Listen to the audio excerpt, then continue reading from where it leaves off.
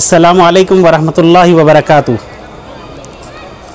अल्हम्दुलिल्लाहि रब्बिल आलमीन व सल्लल्लाहु वसल्लम अलल हादिल अमीन व अला आलिहि व अस्हाबिहि अजमाइन व मन तबिअहुम बि इहसानिन इला यौमिद्दीन।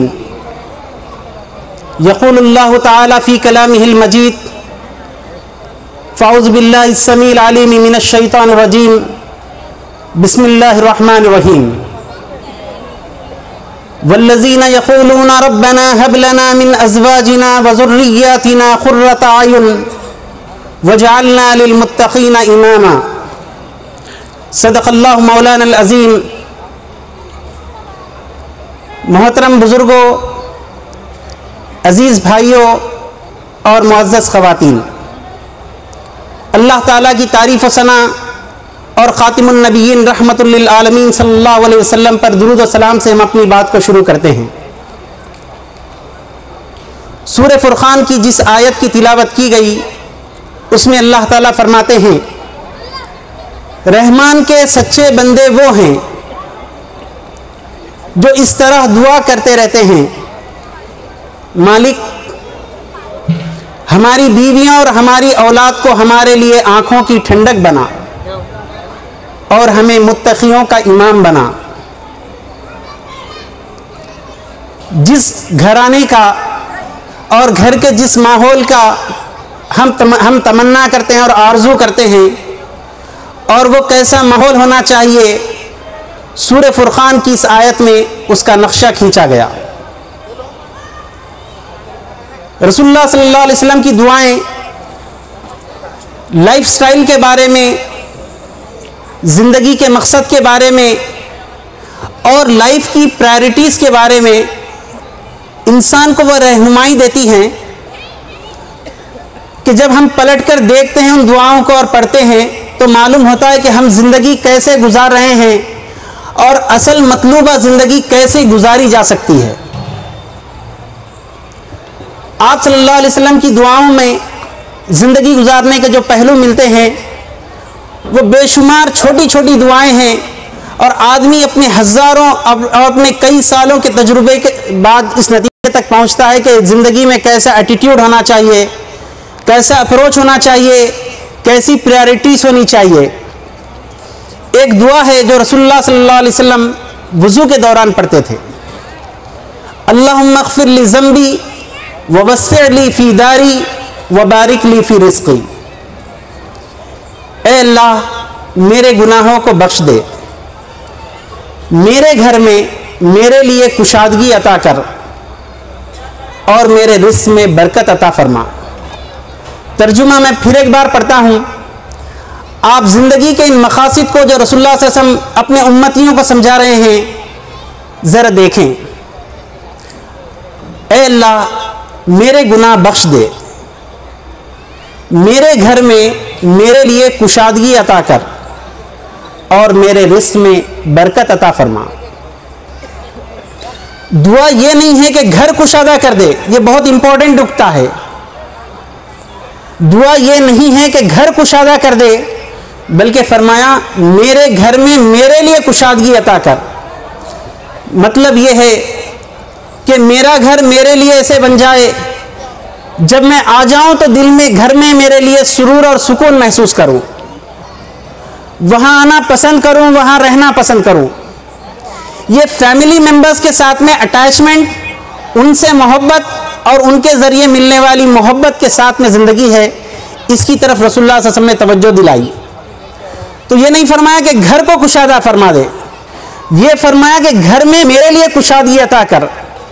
और यही वो नुक्ता है जिसे बहुत ज़्यादा समझने की ज़रूरत है, इसलिए कि जिस तहज़ीब का डोमिनेशन है, जिसमें आज हम जी रहे हैं, अपनी सांसें ले रहे हैं, इस तहज़ीब ने एक नया लाइफस्टाइल दिखाया और लोग आंखें बंद करके हम भी उसी नक्शे कदम पर चलने को फ़ख्र महसूस करते हैं। उस नक्शे कदम पर जो आज दुनिया की डोमिनेटेड सिविलाइजेशन है, कि क्या अफ्रीका, क्या एशिया, सब उस वेस्टर्न सिविलाइजेशन की अंधी तकलीद में अपने आप को फ़ख्र महसूस करते हैं।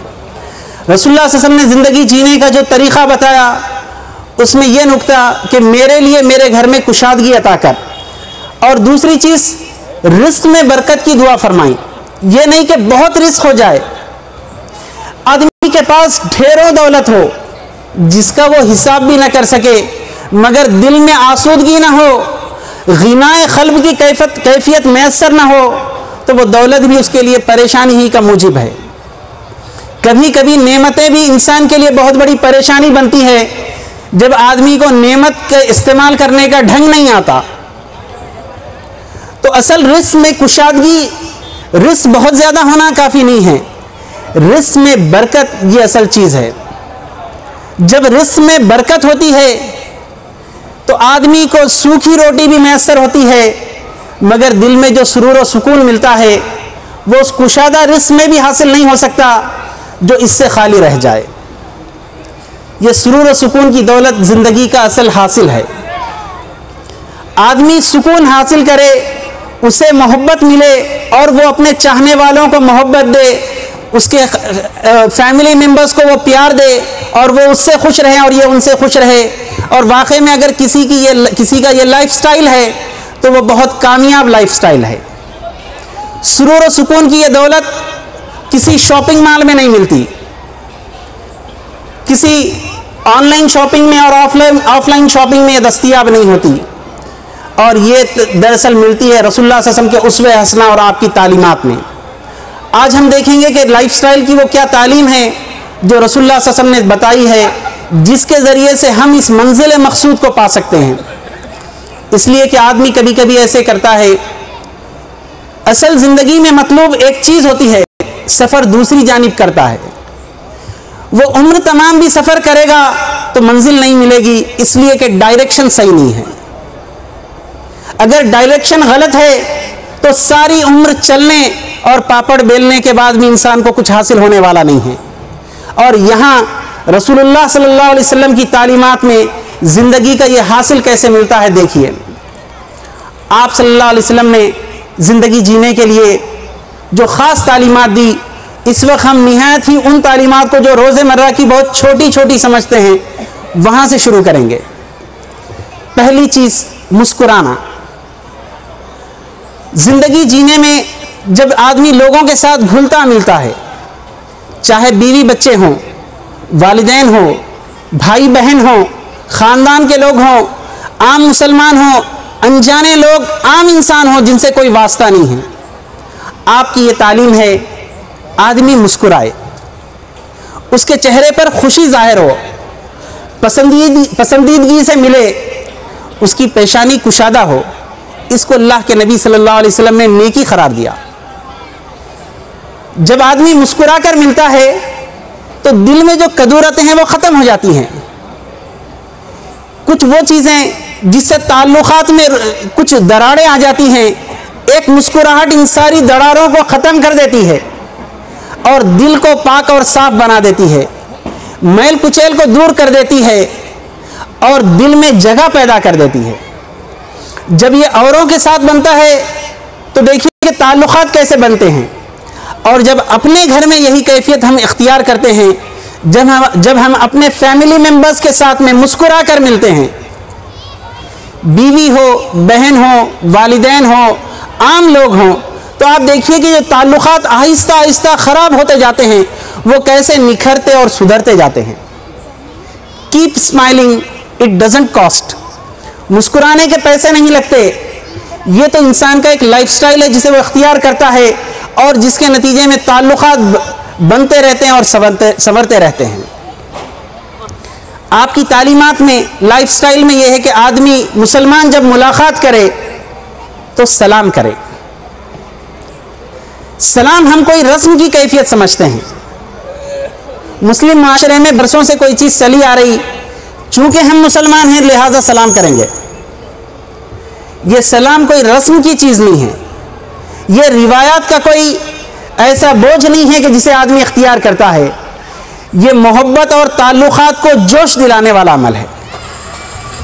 ये सलाम क्या है? जब आदमी अस्सलामु अलैकुम व रहमतुल्लाह कहता है, तुम पर सलामती हो और अल्लाह की रहमत नाजिल हो, जब आदमी की ज़बान से ये अल्फाज निकलते हैं, दिल भी उसी के साथ उसी रिदम में रहता है और उस तरीक़े से उसी अल्फाज को सेट करता है, तो आप देखिए कि मोहब्बत कैसे परवान चढ़ती है, ताल्लुक़ात कैसे निखरते हैं एक सलाम से। और हम खुद इसका तजुर्बा करते हैं, कभी किसी से महीनों से मुलाकात नहीं होती, या दिल में कुछ ऐसी बात रह जाती है कि लोग मुलाकात नहीं करना चाहते हैं और इधर आते हैं तो रुख दूसरी तरफ फेर लेते हैं।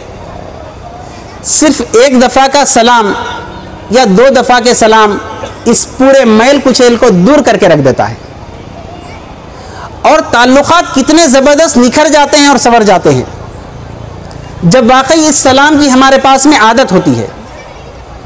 आमतौर पर लोगों ने एक स्टेटस बनाया कि लोग हमें सलाम करें, हमारा स्टेटस हाई है और दूसरों का स्टेटस वो है सलाम उन्होंने हमको करना, और उन्होंने किए तो हम क्यों करना।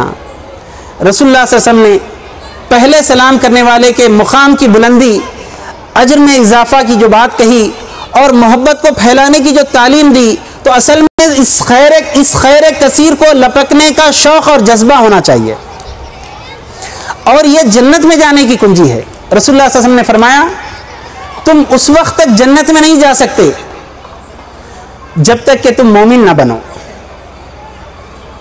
ला तदखुलुल जन्नत हत्ता तुमिनु, तुम जन्नत में जा ही नहीं सकते जब तक कि तुम मोमिन ना बनो, और तुम्हारा ईमान मुकम्मल हो ही नहीं सकता जब तक कि तुम मोहब्बत ना करने लगो।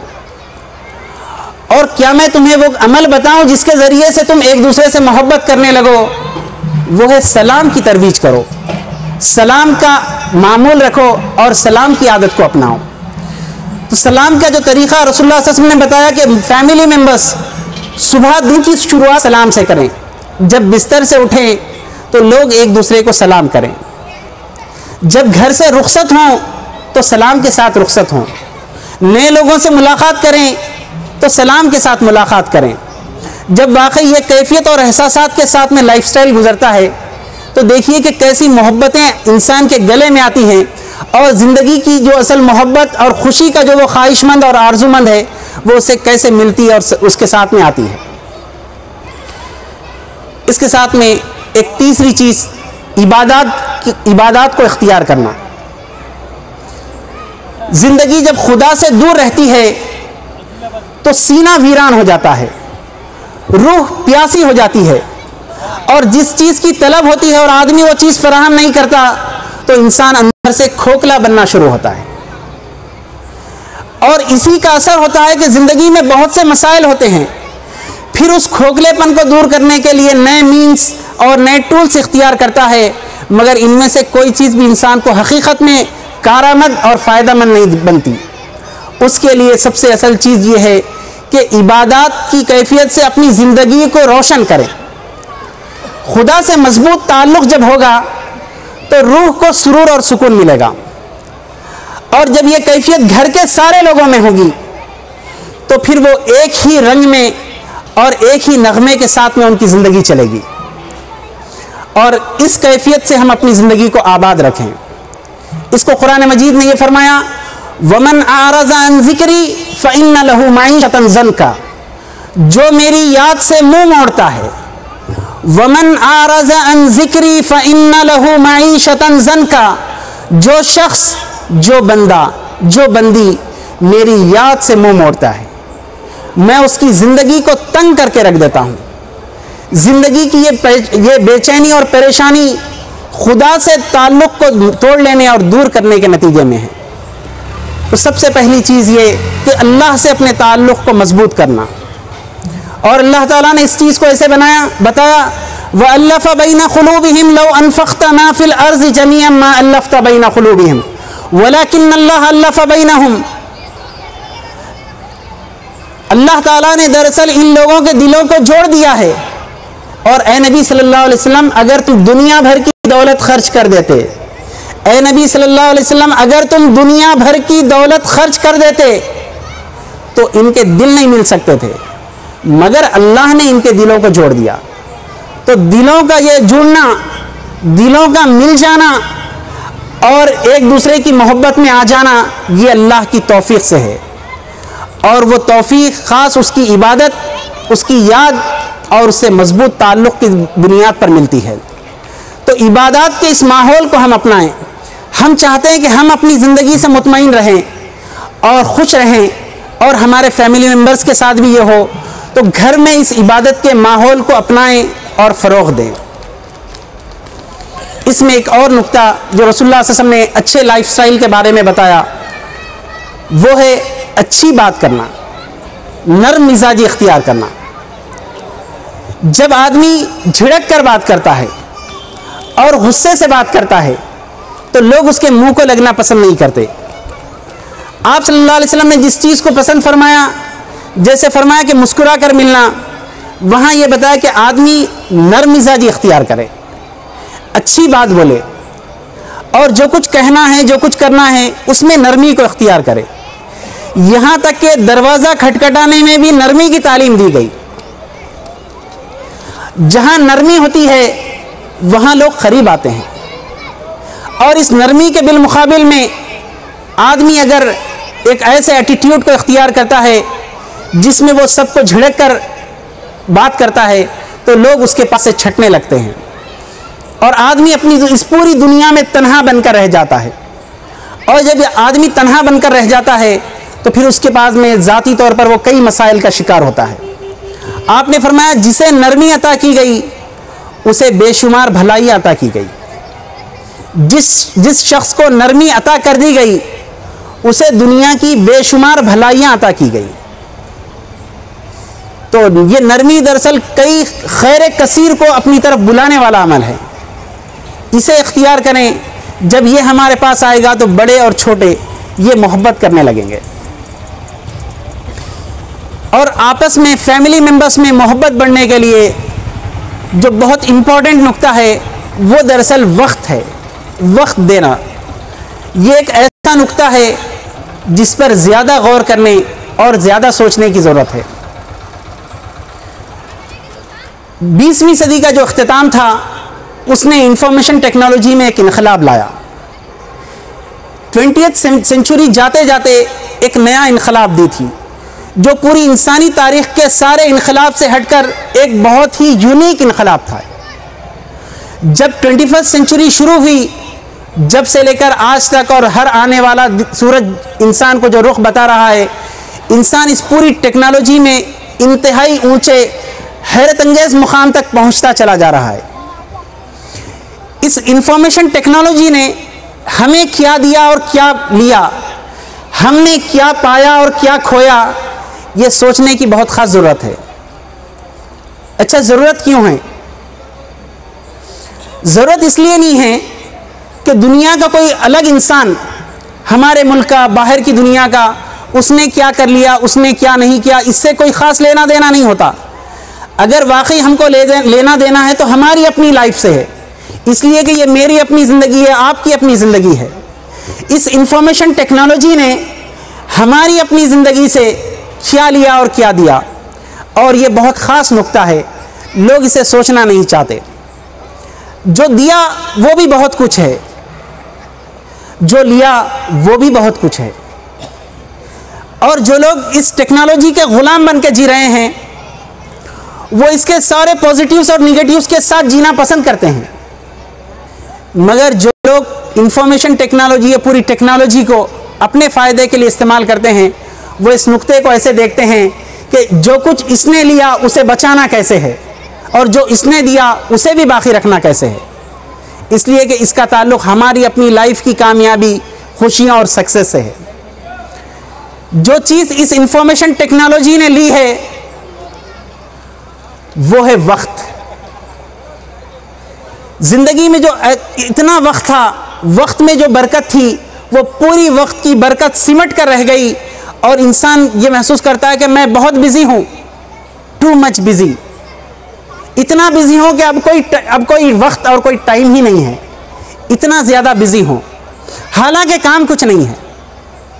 जो वक्त गुज़रता है वो फेसबुक में, जो वक्त गुज़रता है वो व्हाट्सएप में, जो वक्त गुज़रता है वो यूट्यूब में, और इधर से उधर जाने और ये वीडियोस और वो वीडियोस सर्च करने में, और इस तरीके से इंसान क्या पाता और क्या खोता ज़िंदगी का इतना कीमती वक्त और इतनी प्यारी ज़िंदगी जो इंसान अपने हाथों से तबाह कर रहा है और ख़ुद उसे एहसास नहीं होता। इस इंफॉर्मेशन टेक्नोलॉजी ने औरों से मिलाया मगर अपनों से तुड़ाया। हज़ारों मील के फासलों पर इंसान लोगों से फेसबुक फ्रेंड्स भी बनाता है, सारी चीज़ें देता है, लेता है, मगर जो उसके अपने हैं उनके लिए उसके पास वक्त नहीं बचता। ये बहुत ख़ास नुक्ता है। ये वो नुक्ता है जिसने ज़िंदगियों को तबाह कर दिया। यही वो फैक्टर, यही वो रीज़न है जिससे इस वक्त पूरी फैमिलीज़ के रिलेशनशिप डिस्टर्ब हो रहे हैं, जिसमें सबसे ज़्यादा ये फैक्टर बहुत इंपॉर्टेंट रोल प्ले कर रहा है कि लोगों के पास दूसरों के लिए वक्त है, खुद अपने लिए वक्त नहीं है और अपनी फैमिली मेम्बर्स के लिए वक्त नहीं है। तो इसने औरों से मिलाया लेकिन अपनों से तोड़ा दिया। जो लोग इस टेक्नोलॉजी के ग़ुलाम नहीं बनना चाहते, उन्हें चाहिए कि हर चीज़ की एक प्रायोरिटी है, उसी प्रायोरिटी पर उसको सेट करें, उसे वही मकाम दें कि इसके नतीजे में ख़ुद हमारी अपनी ज़िंदगी दाव पर लगी हुई है। इंसान खोया हुआ है। अगर खुशियाँ चेहरे पर भी नज़र आती हैं तो दिल और रूह खोखले महसूस होते हैं। वो दिल और रूह का जो सुकून है, दिल और रूह के सुकून के सिलसिले में इंसान को टेक्नोलॉजी का दरअसल ग़ुलाम नहीं बल्कि टेक्नोलॉजी को अपने मकसद के लिए इस्तेमाल करने के लिए का ढंग सीखना चाहिए। तो हमारी ये गुफ्तगू चल रही थी कि दरअसल हम अपनी ज़िंदगियों में खुशियों को कैसे लाएं, ख़ुद भी खुश रहें और फैमिली मेम्बर्स को कैसे खुश रखें। उसके लिए जिस चीज़ की ज़रूरत है वो दरअसल हमारा लाइफस्टाइल है। इस लाइफस्टाइल को रसूलुल्लाह सल्लल्लाहु अलैहि वसल्लम के बताए हुए उसवे हसना के मुताबिक गुजारना, यही असल चीज़ है। और मैं इस पूरी गुफ्तगू का कंक्लूजन जहाँ करना चाहूँगा वो ये, अल्लाह ताला ने इस हैरत अंगेज़ और ख़ूबसूरत दुनिया को जिस उसूल पे बनाया, वो उसूल समझने की ज़रूरत है। वो उसूल ये है, इंसान जो कुछ इस दुनिया में देता है वही चीज़ें वापस उसकी तरफ लौट कर आती हैं। जब आदमी मोहब्बत देता है तो मोहब्बत लौट कर आती है, खुशियाँ देता है तो खुशी लौट कर आती है, दौलत देता है तो दौलत लौट कर आती है, नफ़रत और परेशानी देता है तो वही चीज़ें लौट कर आती हैं। तो दरअसल हम जो चीज़ चाहते हैं उसे ख़ुद इख्तियार करना और लोगों में बांटना, वही चीज़ें दरअसल लौट कर हमारे पास में आएंगी। यही दुनिया के इस उसूल को समझने का ख़ास नुक्ता है। और हम दुआ करते हैं अल्लाह ताला से कि अल्लाह ताला हमारी ज़िंदगियों में वो खुशियाँ ला दे, उन खुशियों से हमारी ज़िंदगी को आबाद और शाद का फरमा। व आखिर दुआवाना अल्हम्दुलिल्लाहि रब्बिल आलमीन।